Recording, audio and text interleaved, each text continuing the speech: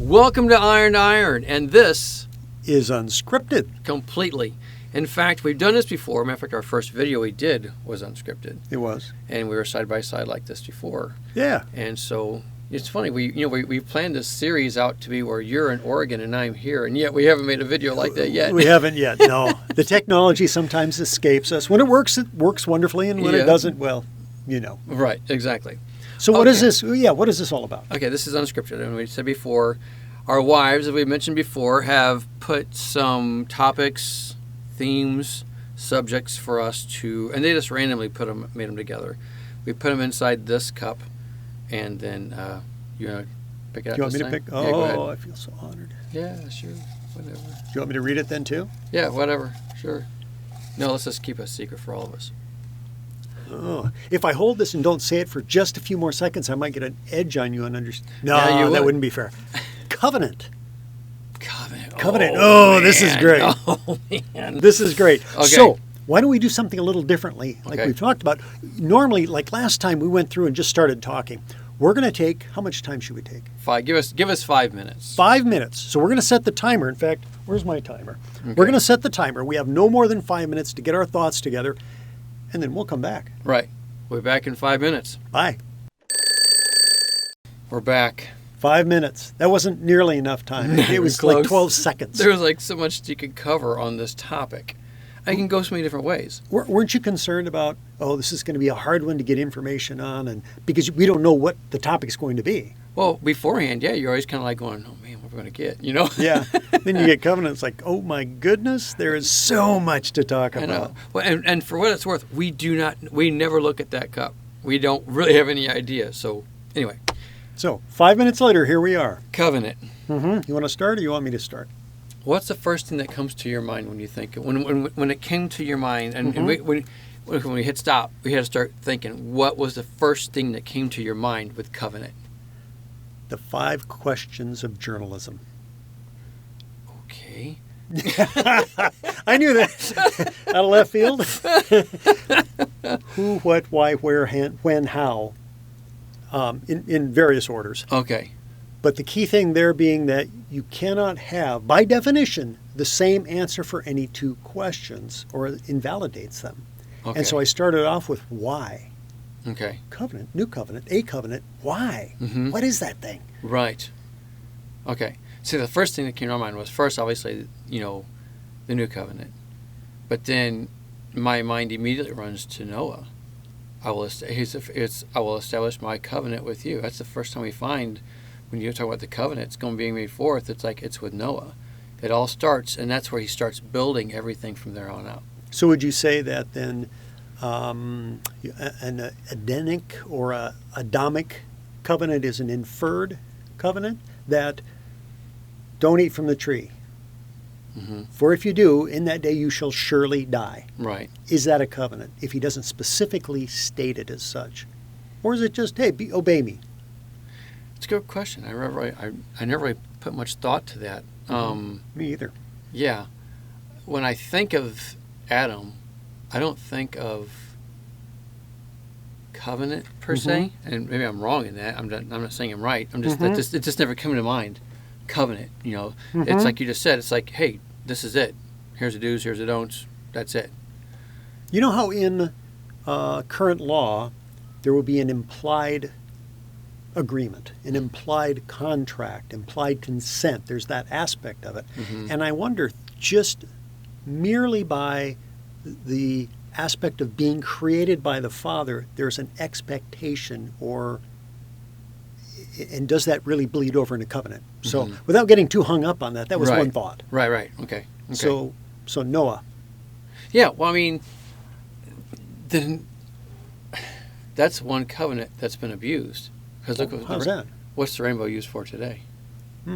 Yeah, strip away one color, make it 6 instead of 7. Interesting numbers, by the way. And we use it for the LGBTQXY2, 5 folks. R2D2. Whatever, R2D, whatever it is. Right, exactly. So, but I think of it, and then, okay, he's wanting to establish blessings, through his covenant, because he wants to bless his people. Okay. He's a loving father. Okay. Right. And so he wants to, he wants to bless us. So, hey guys, you want to do this? This is what you got to do to walk in my blessings, type thing. Now when I was also, I'm going to jump tracks a little bit here. Okay. I immediately started thinking of Joshua. Okay, because the command went, you will not make a covenant with the nations around you. But what's he end up doing? He made a covenant. And now, granted, it was through deception that they came to him because they were fearful of Joshua. But even still, my mind went to like, dude, Joshua, you're making I'll never forget reading this. And you're seeing, and he feels sorry for them. They're poor, they're this, I get it. But that just shows how he was vulnerable in that area, obviously, to me. Okay, wrong or right, I don't know. But anytime you make a decision like that, I'm thinking, dude, you should have went to the Father. Because the Father would have immediately says, Granted, I'm hindsight 2020. I'm looking from the outside in, how easy it is for me to judge Joshua on this. Okay, I get it. But I'm just saying, he was told specifically, you will not make a covenant with the nations around you. Well, what's he doing? Granted, they're poor, they're needy. Well, they weren't, but they made it look such. So they played him. Am I making sense? Yes, you are. And it makes me think of today. Okay. People will, I think, err on the side of humanity. Look at this poor, whatever the situation is, I'll help them without even considering the eternal ramifications or say it a different way, how we properly obey the Creator first and foremost. Because it's just like when somebody gets hurt in an accident, what do people do? Call 911. Right. Instead of, call the Father. I mean, it should be, right? It should be that pray first. Right. And so we in our flesh, don't we seem to go, like you're saying with Joshua, he went to, okay. Sure, he got tricked, but he shouldn't even had to be considered to be tricked in the first place, right? That should have, red flag should have been going up everywhere in his mind, thinking, I shouldn't make any agreement, Yeah.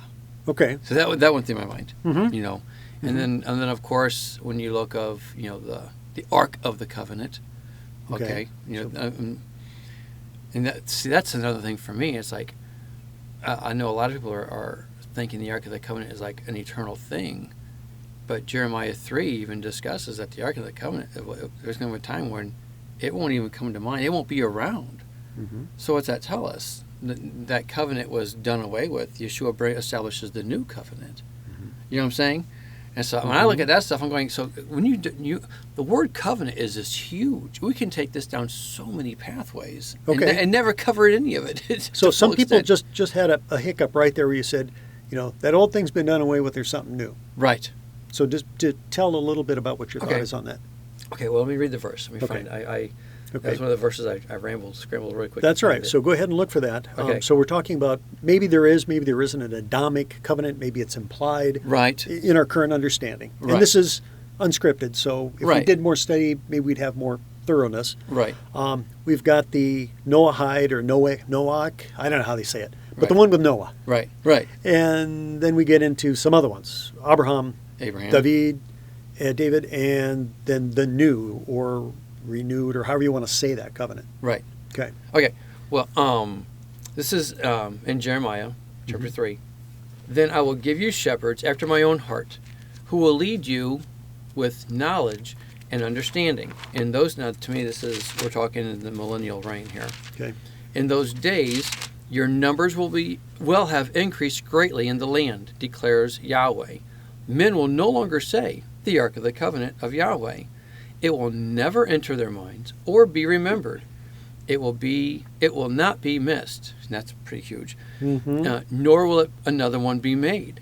At that time, they will call Jerusalem the throne of Yahweh, and all nations will gather in Jerusalem. It goes on.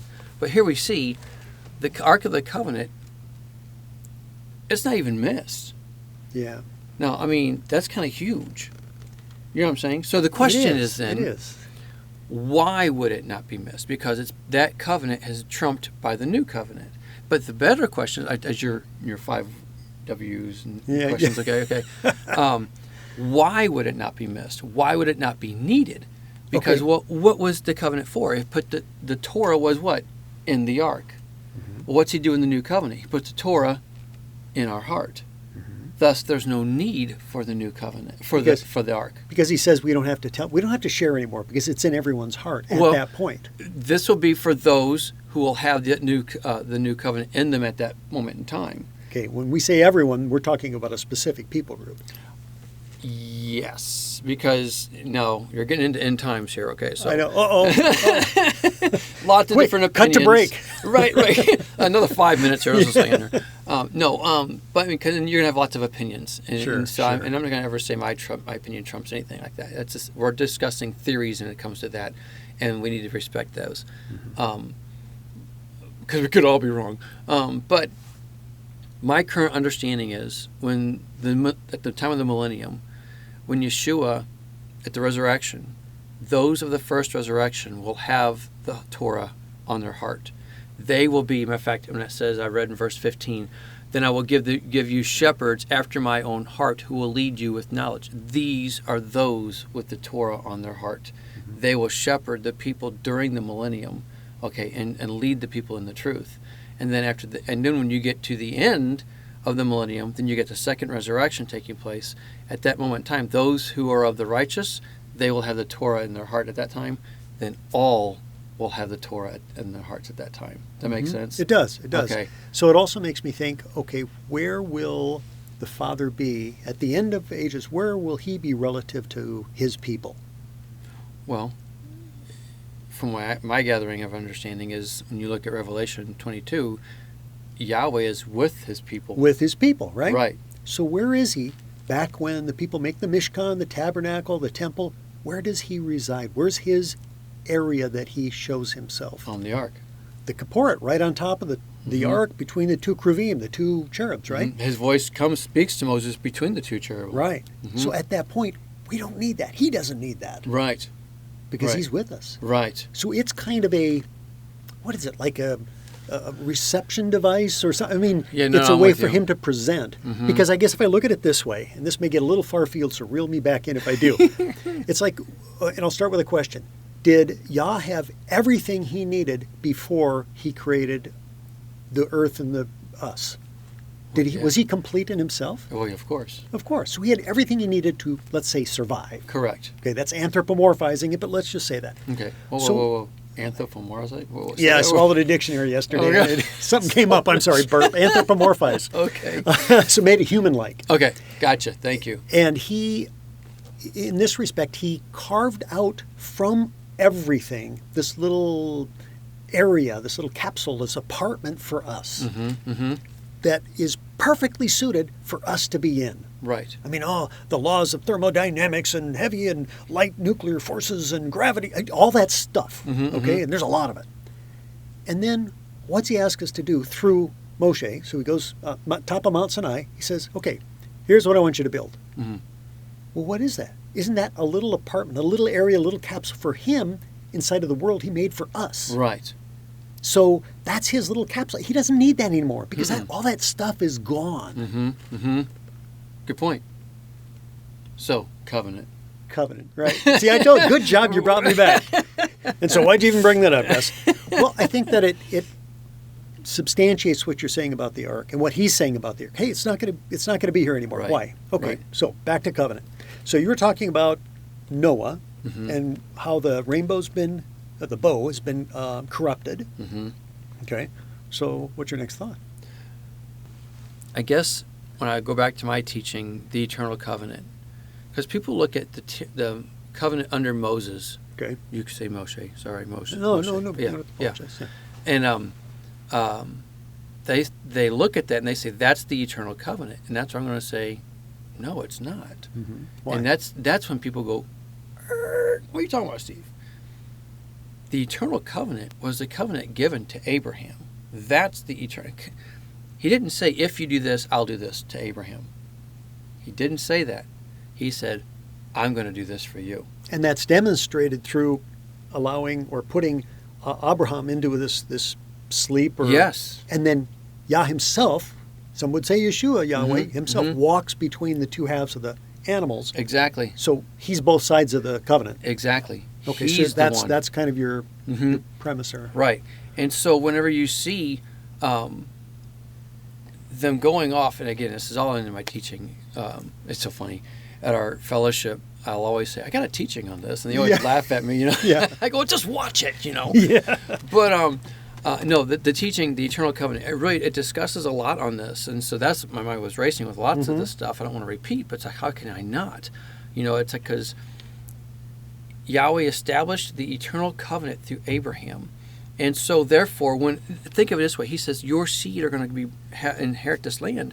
Well, whenever he divorces the northern kingdom, well, that's part of his seed, not going to be receiving it now. And so then all of a sudden the prophets are going, dude, what? You can't divorce them, because that means they're eternally shut off. Right. Because they were with another. What's dude in Hebrew? Dude? Did they? Yeah, because Did I did just they say dude? I think you did. Oh, sorry. That's right. Did they use? Maybe they did. I'm not sure. He's right. Said, dude, you're on to me. Oy vey, dude. Deuteronomy. I'm sorry. Oh, Deuteronomy. That was bad. So anyway, really bad. that's a dad joke. Yeah. So anyway. Okay, so I'm sorry, I got you off track. No worries. So the whole point is, though, when he divorced the northern kingdom, well, they were with another one, okay? That in Deuteronomy 24:5, it says, look, if she's been with another, she can't go back to her original husband. Right. So they're eternally separated. So the only way that can happen is what? Well, you go back to the husband dies. Okay. Then that annuls that covenant. Yeshua comes. What's he do? He dies on the cross. And I know a lot of people, they struggle with the cross thing. People say, well, no, it's just a stake in the ground. It's all right, whatever it is. Well, for me, as I dug into that some. Okay. Don't turn me off yet. Wait, I'll reach it. Well, think of it this way. Let me hit pause on that first. Let me give you a thought. When you look at the Holy of Holies, now I get the Holy of Holies and the Holy Place. In the Holy Place, the high priest would enter in. On his left, he's got a menorah, table of showbread, and then right in front of the Ark of the Covenant, you got the curtain, and then you got the altar of incense. Okay? Okay, so, what are you seeing? You see a cross. It's a tav. And a tav represents covenant. So every time the high priest would go in there, they're going forth, they're making the tav, they're renewing the covenant every time they go in. Does that make sense? It does, and fascinating. Okay, so take that one step farther. Okay. Who is the Aleph and the Tav? Yeshua. Okay, that's Yeshua. Now take a look from a 10,000-foot level down on the Mishkan, on the tabernacle. Okay. And you've got the Ark. Well, that's kind of like where the brains are, where the spirit is. Oh, yeah, okay? I'll get you like you're looking. Okay, okay. Then drop back down. You've got the eyes. You've got the menorah, which is light. You've got the showbread, which you look at. Oh, and by the way, right in there, you got the nose. You got the incense. Ah, nice. And then right below that, you've got the altar where all the sacrifices. Just outside the mouth. Gate. Are we looking at the face? Oh, right wow. there in the tabernacle. Nice. That's cool. So that actually corresponds with what you just said. Yes. Okay, so that being the case, covenant. Okay, well, and then Yeshua on the cross. Okay, again, a tav. What was his last words? It is finished. Okay, now, not the covenant made with Abraham, the covenant made through Moses. Because Moses' covenant, matter of fact, it's so funny because when you look at give me a second, I'll think of his name. Okay. Korah's rebellion. Okay, all of this stuff that they were bringing forth, that Moses was bringing forth, was new. Okay, because matter of fact, do you remember the last thing that Moses commanded, from Yahweh, of course, and Korah says, "You've gone too far." You've gone too far. Yes. Do you remember what it was? No. Tzitzit. Oh. So Bamidbar, Numbers 15:37, 8. And 15:15. I think 15:15. Yeah, Nonetheless, okay. it's 15. Yeah, right in there. Yeah, and I can just see it. Korah saying, "Where was this given to Abraham?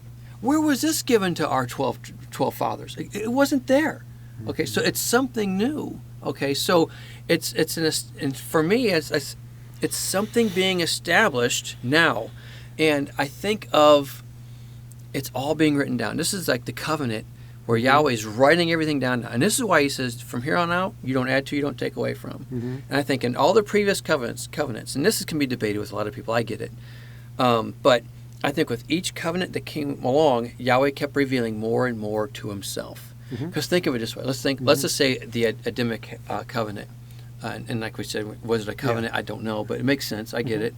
But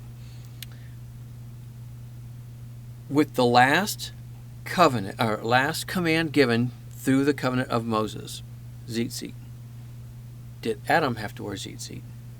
How could he? What do you mean, how could he? How would he know? They have clothes. Well, okay, so up until the point where they sinned, you're right. Well, yeah, but my whole point, though, is so the element, people always say, well, the Torah has always been forever. I agree. But he keeps revealing himself more and more through the covenants. And then at Moses, all the covenants were all like, okay, everything is all of me. No more is to be added. Nothing is to be taken away. That's why he even gave that command twice. Okay? Mm-hmm. And so that's why I see how the covenants were an establishment of growing and growing and growing. And it gets to Moses, we're done growing, write it all down. Okay, here's a slightly different take on that, using corporate America as a model.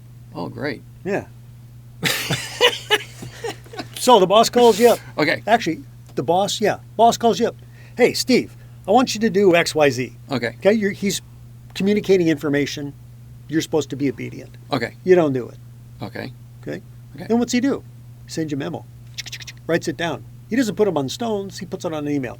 Steve, hey, I asked you to do this thing. You didn't do this thing, man. Okay. Send. Okay, got it. Thanks, boss. Yep, you got it. Okay. Whatever you say, I'll do. Okay. Sound familiar? Sure. Okay. Get me out of this one more time. I'll do it for you. I promise. Yeah.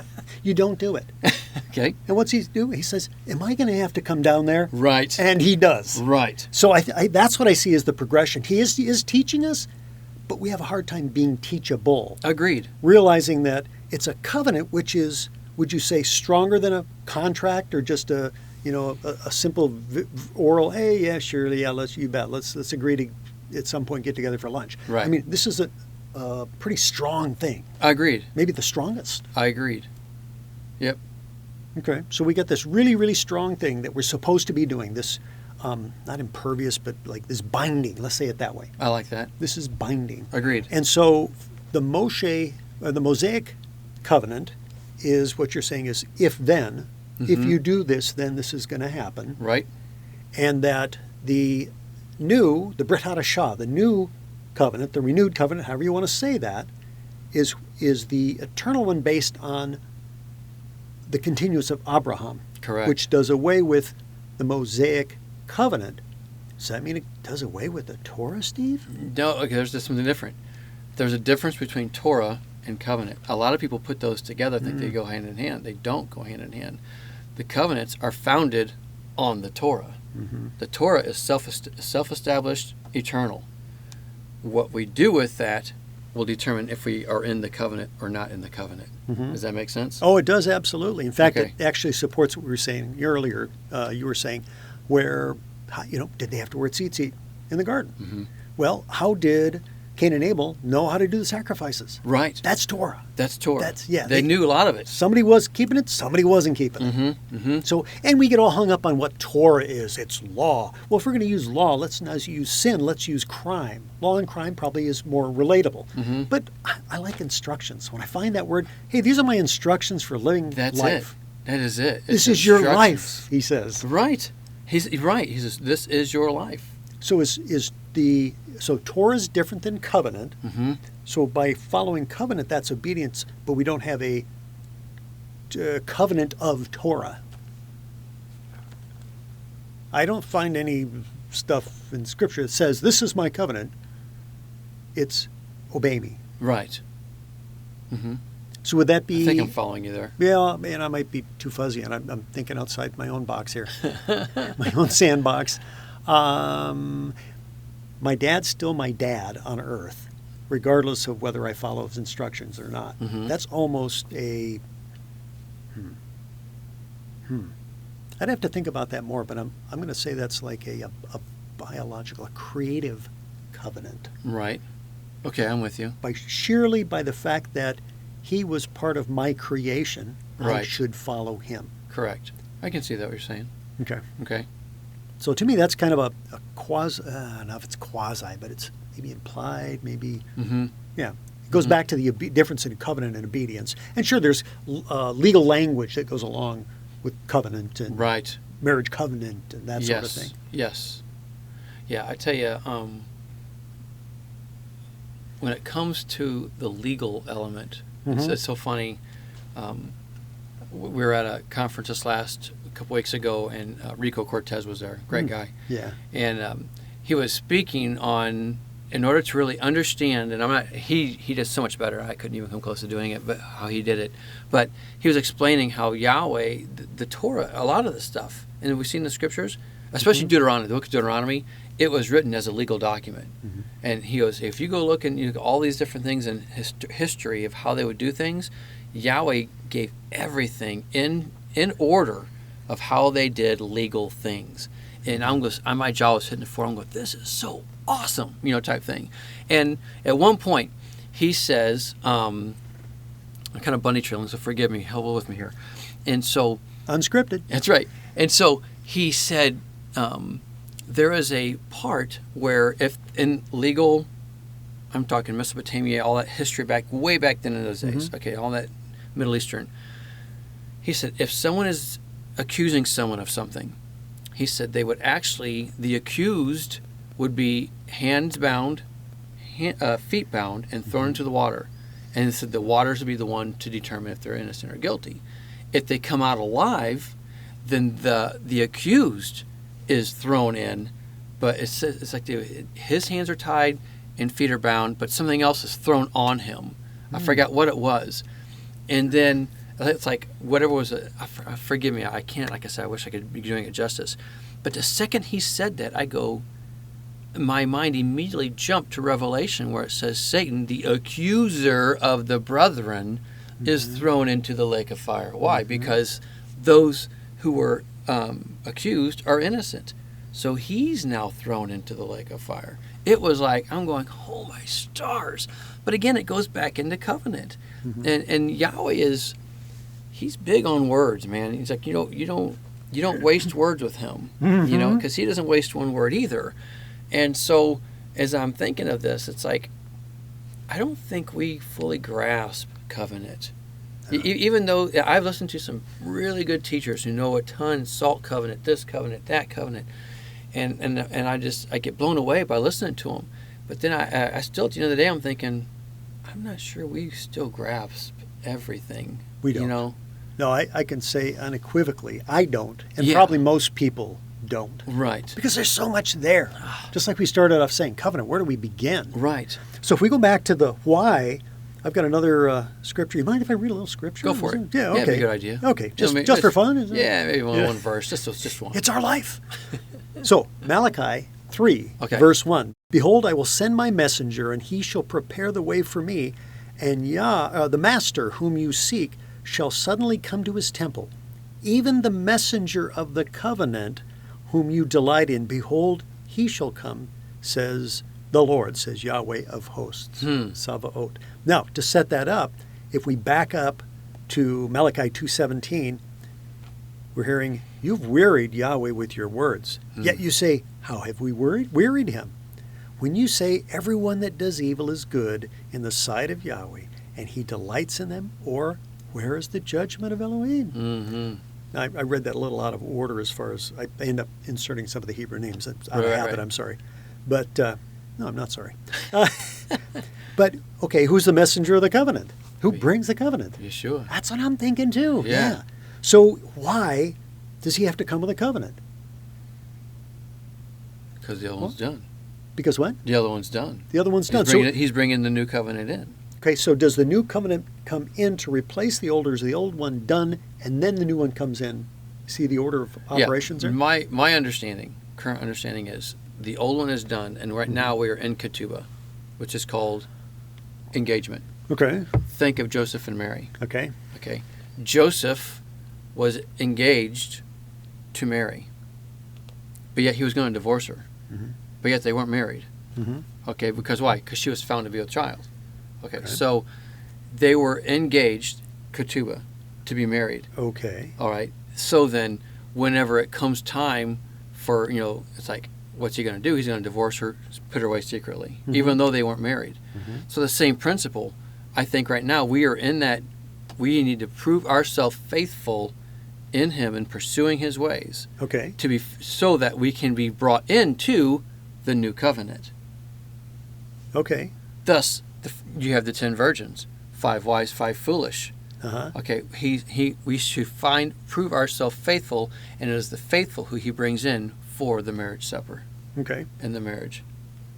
Here's something to ponder. I haven't studied it out, but I know a brother who has. Okay. And he and I just talked a week ago. Okay. That was last Shabbat before last, Okay. I believe.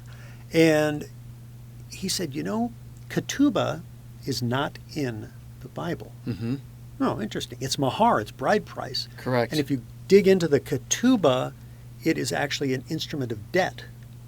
Okay. And if Yeshua has a ketubah, it's an instrument of debt. He's already paid the price. Correct. It was a very interesting view of it that I haven't yet to explore. And I encourage people to dig in. I mean, we're supposed to be studying to show ourselves approved, right? Absolutely. So now I've got a little flag waving, hey, check that out next time. Not that it's right or wrong right now to me, because I haven't reviewed it. Right. In that, though, the same principle applies. The debt's been paid. Right. Okay. Now we prove ourselves faithful. That's my point. And so I agree with that's been said. But even with that, we prove ourselves faithful for the new covenant. Does that make sense? Yep, I agree. Yeah. So we've talked about the why. Okay. I think we've talked about the what. We've been going through them. There's the Davidic. Yes, So Davidic. that's in there as well. Regarding Yeshua reigning as the king. Who's it for? That was one of those questions. I thought, okay, so who is this? There are different views depending on what your worldview is. And even within the Judeo-Christian mindset, there are differing opinions. True. Yeah, I mean, because if you are of Jewish descent, you're going to say it's only for the Jews. And but see that. But how do you back that up? That's the part, right? Well, yeah, exactly. Because when I go back, when I hear that, we already referenced Numbers chapter 15. It's the same law that applies to you applies to the foreigner who lives amongst you. So, what's that mean? And he even says it in that chapter. I can't find I think the exact verse, but it says you are all the same before Yahweh. Well, then there's no hierarchy here. You're all the same before Yahweh. There's no, and at that time, it wasn't just the Jews. Right. Okay, we have all 12 tribes. Right. Okay, and so we discussed that already a little bit, or outside of our recording, and so when it comes to who, it's for all mankind. Thus, Yeshua says, "Whoever will come unto me." Okay, so if it's for all mankind, everybody gets in. Everybody's part of the covenant. No, you have to choose. We have to choose, and that, to me, leads to part of the who to Yirmiyahu or Jeremiah 31:31. Okay. Right? Behold, the days come, says Yahweh, that I will make a new covenant with the house of America. Oh, wait. No, house of the church. Right. No, house of all human beings. No, it says the house of Israel and with the house of Yehuda, Judah. Good job. Yep. Not according to the covenant that I made with their fathers in that day, in the day that I took them out by the hand to bring them out of the land of Egypt. Right. My covenant they broke, which they broke, although I was a husband unto them. Goes back to what you're saying, says Yahweh. But this shall be the covenant that I make with the house of Israel. Okay, once again, here's the who again. Right. After those days, says Yahweh, I will put my law in their inward parts, write it in their hearts. I will be their Elohim, and they shall be my people. Can you read a little more? Absolutely. And this is 34. And they shall teach no more every man his neighbor and every man his brother, saying, Know the Lord, for they shall all know me, from the least of them unto the greatest of them, says the Lord. For I will forgive their iniquity, and I will remember their sin no more. Right. Why'd you want me to read 34? Why was that relevant to you? Actually, it was another part I thought I was just going to say. I'm looking for it right now. Okay. Because while you're looking for it, yes, I have heard and continue at times to hear, although not as much as I used to, well, that's the church. Okay, right. So let's define the church. Okay, church coming from Kirka, coming from Germanic. Okay, so let's say back into the Hebrew, where let's use, I think it's Paul's words, he says the body. Right. We got arms and eyes and ears, and, I'm a kneecap and you're an elbow, and, we all got our part to play, right? Right. But it still is of the body. It's not all of humanity. Well, you had already read the part. It's the verse 32. 32, okay. What's your verse 32 say? Can you read it one more time? Yeah, let me get back to it here. not according to the covenant that I made with their fathers in the day that I took them by the hand to bring them out of the land of Mitzrayim or Egypt. Right. My covenant which they broke, although I was a husband unto them, says Yahweh. Okay, that's the point I wanted you to hear. You said, not according to that covenant. Mm-hmm. Okay? And this version says, it will not be like the covenant I made with their forefathers. And, you have that age-old ancient debate. And who's right, who's wrong, well, we'll find out when Yeshua returns. Mm-hmm. But when I hear this saying it's a renewed covenant, or is it a new covenant? Renewed or new? Okay. Mm-hmm. I lean heavy to it's a new covenant. Because if it's renewed, he would say it would be like according to the covenant I made with my forefathers. Okay. Interesting. But he says it will not be like the covenant I made with them. So it's completely different. This one is going to be in our hearts. Mm-hmm. You see what I'm saying? Mm-hmm. And so I see the debates, and I when I see the debates are always more of semantics of how the word is. Okay. But when you have a sentence that says it will not be like the first one, or not according to the first covenant I made with the forefathers, then that shows me it's a different covenant. And this is where people go like, oh, I struggle with that. I go, I get it. I've struggled with it for a long time too. Mm-hmm. It's one of those debates where, I think it's going to be, we're all going to have differences of opinions on different things. And this is one of them until Yeshua returns. Mm-hmm. But when I see it's a new covenant, you said something else earlier. Oh, regarding who. Mm-hmm. And that goes into the element of, house of Israel and Judah. So that proves right there for Judah, from our brothers, like, hey, it's not just for you guys. Right. It's us too, And yet it's so convenient, I would say, on both ends of the spectrum. Let's go all the way over to strong Judaism and then all the way over to strong Christianity. Yes. They're okay with being opposites because that supports their doctrines. Yes. And I don't see that support in the Scripture. No, it's both. Mm-hmm. And that you get into the replacement theology. I go, man, that's so dangerous. It's like, and we'll need to make a teaching on who is Israel. Ooh. That'd be a good one. Okay, to do. let's do that real soon. Okay. All So, right. Covenant. covenant. So we got why? We got what? We got who? When? Well, let's wait for Yeshua to return. We'll find out. So I got my theories on that one. I'm surprised. End times, no way. Right. So let's take it from maybe starting off in this perspective, and this could be a short part of it. But who was it? I think it was one of the teachers I listened to said, biblical history, see if you agree with this, is biblical prophecy. Oh, yeah. That's Isaiah 46:10. I'll make known the end from the beginning, ancient times, what is still to come. But... wait. Behold the underlying truth. That's what that means. Forget what I said before. Here's what it really means. Okay. Go ahead. You just said what? So. I just said what. Well, there's the prophecy. It's either Zechariah or Ezekiel. One of the ones says, "I'm going to do something that's never been done before." When I read that, I'm going, I had to hit the brakes. Wait a minute, what's he talking about? And so while there be patterns we have to watch for, there's going to be something happen that has not been done before. And that's, I just made a teaching on it about the 1/3, and I think that's the principle. That's the 430 days. That's going to be, but. Well, and the reason I bring up the history prophecy thing, yes, is because I've had a number of people there again in my conversations, mostly Sunday Christians, that say, well, no, that's not really the case. Well, if that's not the case, then this New Testament, newsflash, 2,000 plus years old, right, is old no Testament. longer. It's now old also. So Right. there's the old, and the old. So the prophecy has to be, it has to be cyclical. And I see that in patterns, don't you? With Right. Oh, man, the way yeah. the Creator works. And so, all right, so that's prophecy. So then, sometime in the future, because others would argue that, well, see, that was back in those old days. And sure, you can apply that. If you look at Nehemiah and Zechariah and Zephaniah, and they're obviously, right, some of that stuff's being done then. Right. But if we don't take it into prophecy, it doesn't apply to us anymore. Well, see, but then you're going to get into, there's a belief out there that's, all prophecy has been fulfilled. Really? You ever heard of that before? No. Oh, it's preterism.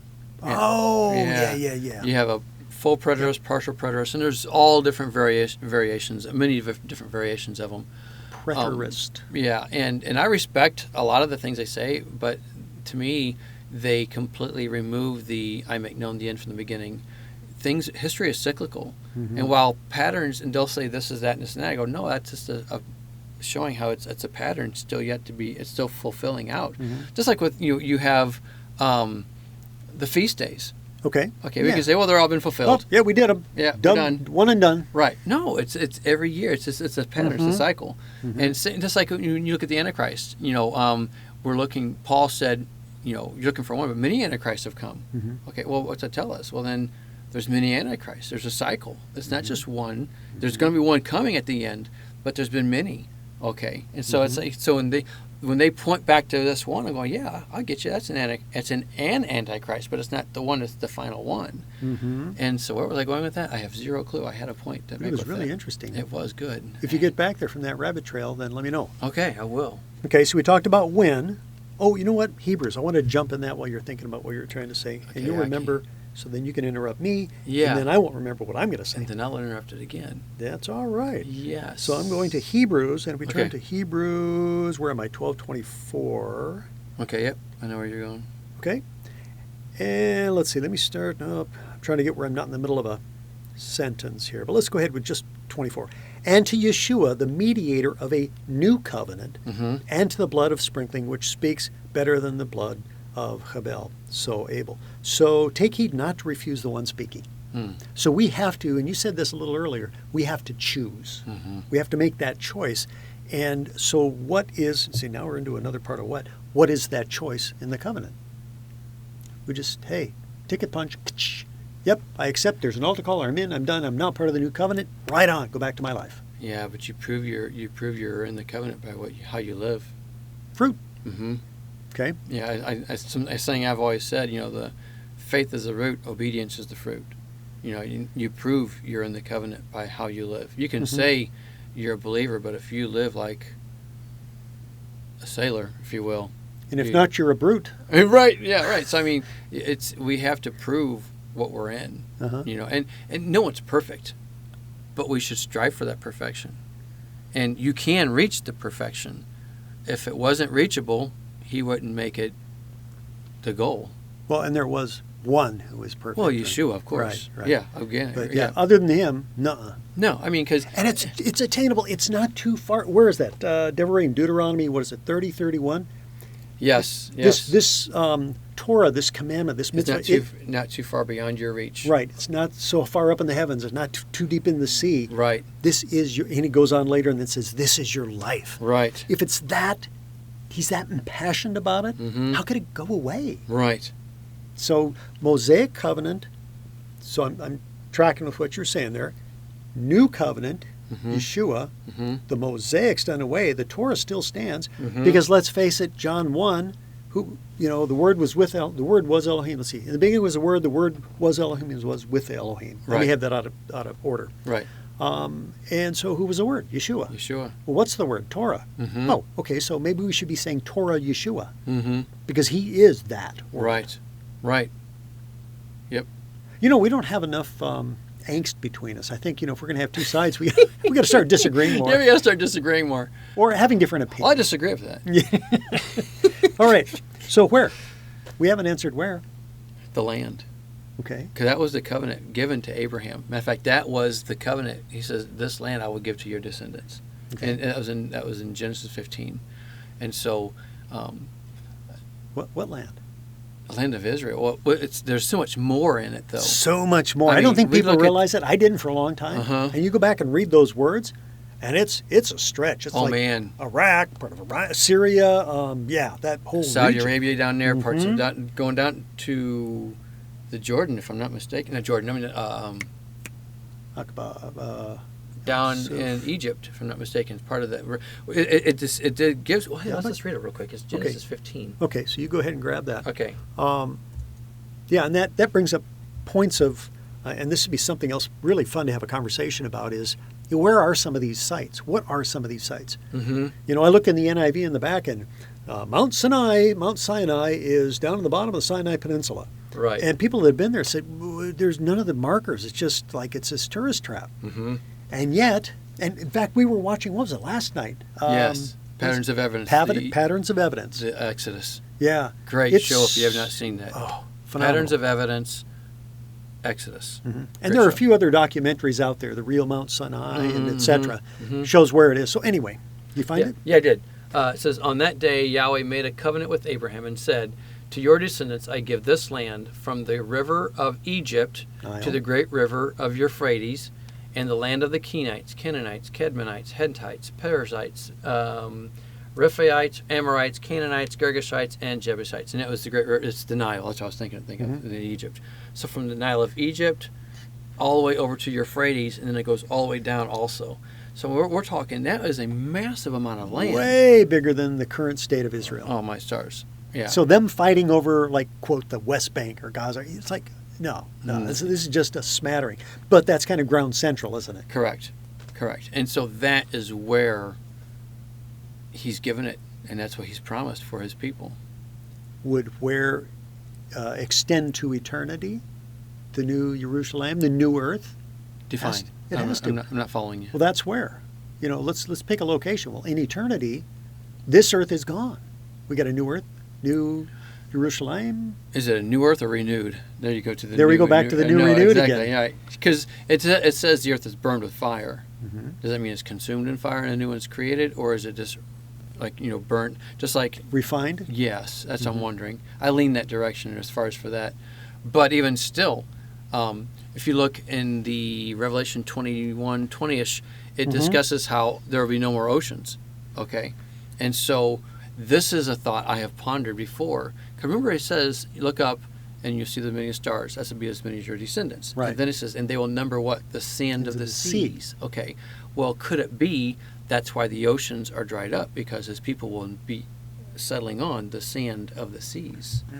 You see what I'm saying? Because by the end of the millennium, the people will be so massive, there won't be room for the oceans. So therefore, they will be numbered on the sand of the seas. Mm-hmm. That's why there's no more oceans. Now, there'll be rivers and stuff like that, of course, and lakes, I'm sure. But as far as the oceans itself, that's a thought has pondered my mind. And that, again, we're back into the covenant. If that's what he's told, that's what's going to happen.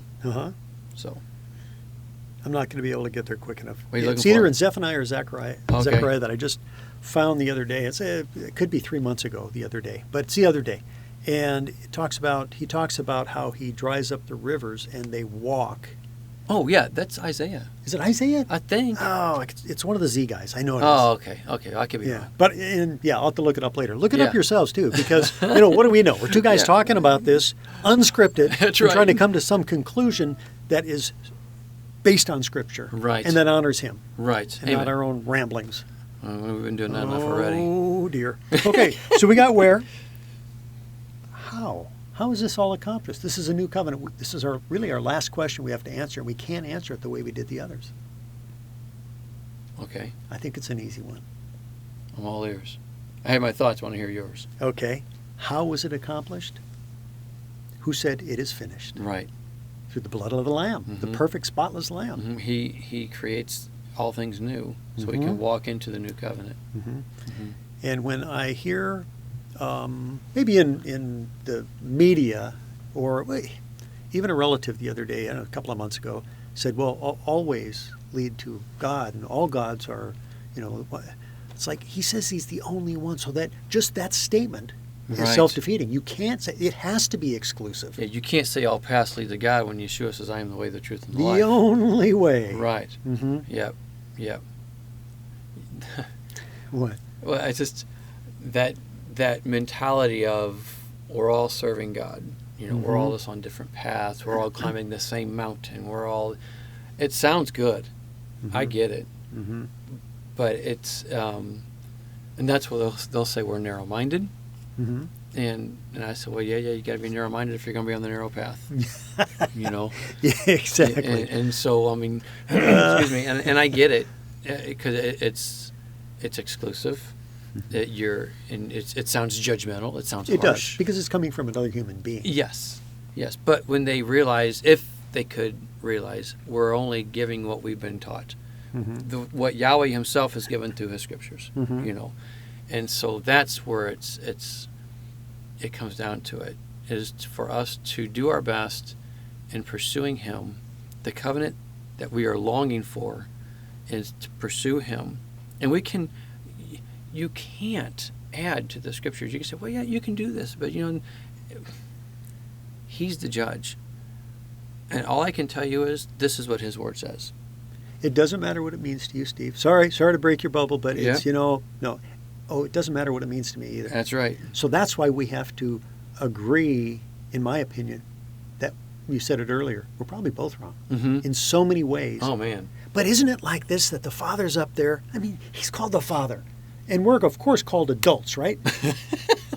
No, we're like little children. Right. So every time we fall, we're learning to walk. He picks us back up lovingly and says, as long as the desire of your heart is to please me. That's it. And that's where you also get when it says the certain people were perfect in the Torah. It was because their desire was perfect. Doesn't mean they didn't fall. It's because if they fell, guess what they did? They went and got the sacrifice they needed to do, because that was their desire was to pursue perfection and to do what he wanted to do. Like, there's so many examples of those who were perfect in the Torah, but yet it was because they were perfect in pursuing, wanting to do what's right. Doesn't mean they were perfect in never sinning. Does that make sense? Yep, absolutely does. Yeah. That'd be fun to talk about too. Perfection, perfected, all that whole realm. Yeah. Because I think that gets confusing. It does. And I wonder why. This is the simplest hard thing we have to do, right? Love him, love each other, just do what I say. And we make it so hard. And maybe he knew that ahead of time. That's why he gave us so many words. Or maybe he gave us so many words so that he could test us, challenge us, see us grow. Well, hopes that we will grow. That's what challenges are for. I think to grow. Yeah, I think he sees us grow, whether it's towards him or away from him. That's We're right. always growing. That's right. That's a great way to say it. Yeah. Amen. This has been a great conversation. I have enjoyed this so much. Same here. This has been fun. It has. And hopefully it's been fun for you. And we will do our best to continue this pattern of exploration of our topics from time down the road. So yeah, thank you for joining in, listening into our musings. We don't know much, and we're doing our best to try to get closer to him through his word and by sharpening each other. Amen. So I love you. I love you too, brother. All right. Shalom. Shalom.